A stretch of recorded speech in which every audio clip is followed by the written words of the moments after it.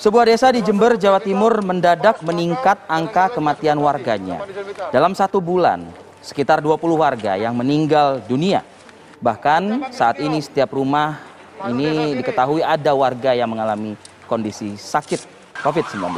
Ya, jadi sehari-hari pemirsa inilah aktivitas rutin dari tim gabungan TNI Polri dan Muspika Kecamatan Sumberbaru, Jember, Jawa Timur di Desa Kaligelaga. Jadi penjemprotan disinfektan setiap hari selalu dilakukan pasca dalam sebulan terakhir ini ada 20 warga yang meninggal dunia akibat COVID-19. Jadi mayoritas mereka ini masih dalam hubungan keluarga, istri ataupun suami dan juga anak. Jadi bahkan saat ini setiap rumah-rumah warga ini masih terdapat paling tidak 1 orang warga yang mengalami sakit. Sementara itu dalam sebulan terakhir pasien COVID-19 yang datang ke rumah sakit mayoritas adalah keluarga. Jadi diduga memang atau diketahui ini merupakan klaster keluarga yang berada di Kecamatan Sumberbaru, Jember, Jawa Timur ini. Tidak sedikit pula pasien COVID-19 dalam satu keluarga ini juga diketahui meninggal dunia. Yang ingin saya ketahui, bagaimana penyebarannya bisa cepat? Apakah interaksi masyarakatnya pun juga cukup intens di tengah pemberlakuan PPKM ya, yang saat ini sudah digencarkan begitu. Coba kita konfirmasikan ini kepada pejabat pemangku kebijakan ya di Jember, Jawa Timur. Ini ada Pak Bupati ya. Pak Bupati, Pak Hendi Siswanto. Selamat pagi Pak Bupati Jember. Selamat pagi Mbak Maria. Waalaikumsalam warahmatullahi wabarakatuh. Terima kasih Pak Bupati sudah bisa bergabung bersama kami. Pak Bupati, kalau kita boleh ketahui Pak, kenapa ini penyebarannya di dalam satu desa ini cukup masif dengan berujung kepada angka kematian juga? Apakah interaksi mereka atau aktivitas mereka masih cukup tinggi di tengah pemberlakuan PPKM? Terima kasih Mas Ari, pertanyaan bagus ini. Mungkin saya jawab yang pertama dulu ya. Ini tentang ini peristiwa yang ada di Kaligelaga, desa Kaligelaga, Kecamatan Sumberbaru. Itu mulai tanggal 4 bulan 7 sampai tanggal 28 ya. Itu ada 20 yang meninggal.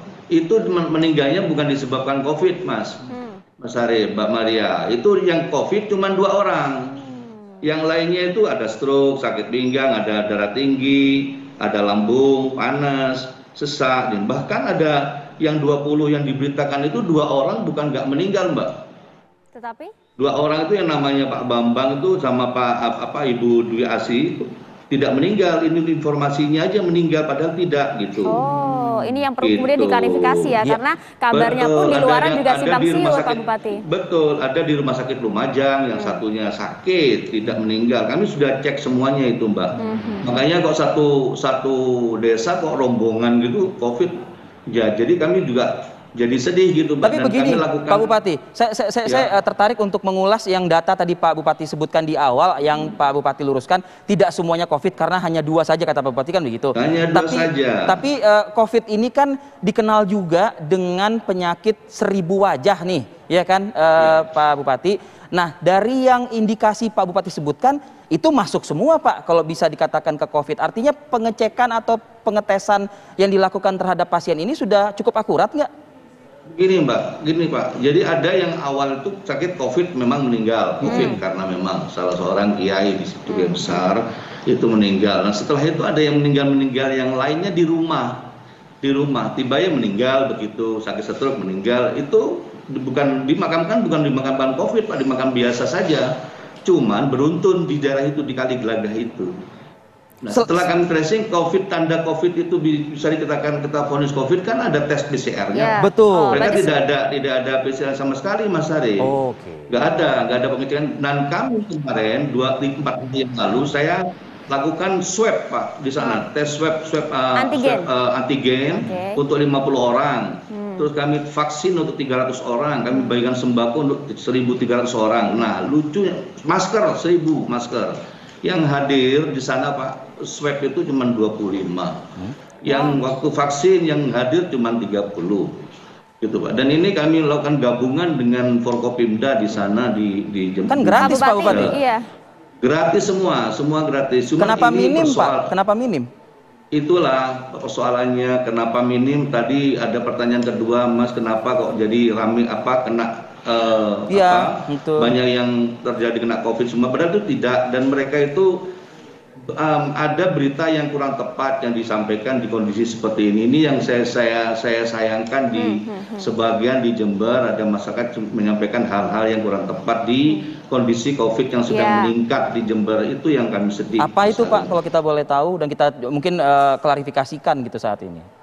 Yaitu Mbak, saya berharap dan itu kami cek, sudah kami klarifikasikan bahwa itu tidak terjadi seperti itu. Bahkan kemarin kami datangi rumah satu-satu Pak Arief, Mbak Maria, rumahnya. Kami dari pagi sampai siang, sampai jam mereka ada tutup pintu, nggak berani buka pintu karena kalau disuntik vaksin nanti terjadi sesuatu. Makanya kami gencarkan kembali tentang edukasi. Edukasi lagi dilakukan ya Pak? Edukasi terus tidak bosan-bosan kami dengan Forkopimda. Dan yang persoalan utama lagi menurut kami, telaan kami khusus di Kabupaten Jember, itu masih banyaknya masyarakat yang miskin. Dan kami memang masyarakat kami yang ada sekitar 300.000 lebih itu yang miskin itu, dan mereka butuh makan makan yang memang siap kerja hari ini untuk makan hari ini. Dan itu mereka bertransaksi terusan di situ, Namun demikian yang positif COVID itu yang nggak tinggi itu, yang isoman pun juga kecil di daerah Kaliglaga itu, Mbak. Nah, begini Pak Bupati, kan tadi kalau kita simak dan mohon klarifikasi juga, apakah betul dari 20 orang yang meninggal ini memang masih ada ikatan keluarga, artinya suaminya kah atau istrinya dan juga anak. Kan yang dikhawatirkan kemudian ada penularan COVID-19 di sana dari 2 orang yang terkonfirmasi COVID tadi itu loh. Bagaimana kemudian proses tracingnya, mengajak mereka untuk mau dilakukan PCR untuk memastikan kondisi mereka gitu? Ada beberapa keluarga yang memang ada hubungan famili. Namun yang sebagian besar tidak. Tapi yang memang tradisi di Madura itu, orang-orang Madura, kebanyakan orang Madura itu di warga kami itu memang saudara agak jauh itu memang dianggap keluarga gitu ya. Dengan seperti keluarga begitu, ada hubungan rumah jadi keluarga gitu. Nah, tracing kami sekarang untuk mengajak mereka, sekarang kami sedang ajak mereka semua ini untuk swab dan untuk memakai masker. Memakai masker, kami sudah bagi ribuan masker di daerah-daerah tersebut, Pak, dan di desa-desa yang lain. Gitu, Pak. Dengan cara bagaimana ya, kami menyertakan tokoh-tokoh masyarakat, tokoh-tokoh agama, kiai untuk menyampaikan bahwa COVID ini ada dan tidak nampak barangnya. Dan COVID itu ada, dan menyapa siapapun juga yang badannya imunnya tidak bagus gitu. Tapi dengan bahasa-bahasa mereka. Artinya pendekatan kultural mungkin sudah dilakukan juga Pak Bupati? Sudah, kita dengan kita mendatangi semua di pesantren, di situ kita datangi dan minta tolong di situ. Di setiap ada kegiatan sholat itu disampaikan karena memang culture memang di daerah pedesaan beda, Pak. Apalagi culture di tempat kami di Jember khususnya. Dan kami harus tim ini harus bersama-sama kompak untuk terus melakukan sosialisasi kepada masyarakat. Jangan cepat letih, jangan cepat. Nggak boleh, Pak. Itu juga. Nggak boleh, Pak. Ini panggilan kemanusiaan, Pak, bukan panggilan kerjaan, Pak. Ini Mas Arief, ini panggilan kemanusiaan, dan ini hati yang harus bekerja, ini bukan pikiran. Kalau lewat pikiran ada lelah, Pak. Tapi kalau ada hati yang bekerja, kami yakin ini insya Allah dan ikhlas. Dan semangatnya ini kan ada semangat melindungi dan menyelamatkan warga, Pak. Jadi pemerintah akan menyelamatkan warga. Tentunya kami tidak akan pernah bosan-bosan untuk itu. Oke, Pak, satu hal mungkin Pak, saya tergelitik untuk menyambung pernyataan Bapak tadi, yang tadi Bapak menyebut bicara soal latar belakang masyarakat yang masih terkategorikan mungkin di bawah garis kemiskinan gitu ya mungkin ya. Nah, apa kemudian solusi dari pemerintah daerah Pak Bupati agar ekonominya bisa bangkit tapi kesehatannya pun juga tetap terjaga begitu Pak? Ya, dan jadi posisi seperti ini yang kami lakukan dengan anggaran APBD yang ada, kami melakukan kan perdagangan secara umum, yang lain kan tidak bisa maksimal, Pak, perdagangan Mas Arief. Kami di APBD ini stressing untuk pekerjaan infrastruktur, Pak, yang bisa kerja 100%. Jadi infrastruktur kami membangun 1000 kilo, Pak, jalan di Jember ini. 1000 kilo kita bangun, dan kebetulan jalannya memang rusak semua, bukan mengada-ngadakan ini. Memang rusak semua jalannya. Apakah anggaran tersebut tidak bisa dialokasikan dulu untuk penanganan COVID, Pak? Karena kan kita kan sedang pandemi. Penanganan COVID ada, Pak. Refocusing ada sendiri, bukan maksud saya ekonominya ya, ekonominya lewat pekerjaan infrastruktur. Di situ ada satu pergerakan ekonomi yang bisa dilewat dari dengan diciptakannya infrastruktur jalan tersebut begitu. Betul di situ, dan memudahkan distribusi barang ya, itu pasti Mas, itu pasti. Dan itu pergerakannya tuh nyata itu, karena pekerjaannya cuma jalan kan. Artinya anggaran itu 20% aja untuk pekerjaan yang untuk bisa disimpan ya, untuk dinilai pekerjaan itu 80% ada kelas menengah ke bawah uang itu diputar gitu ya, untuk beli material, untuk ongkos. Terus untuk refocusing COVID kami siapkan 160 miliar untuk refocusing COVID, dan kami untuk membelanjakan sekarang ini 83M akan bisa minggu-minggu ini sampai minggu depan ini kami sudah akan kita lakukan 83M itu untuk support sembako dan lain sebagainya. Baik.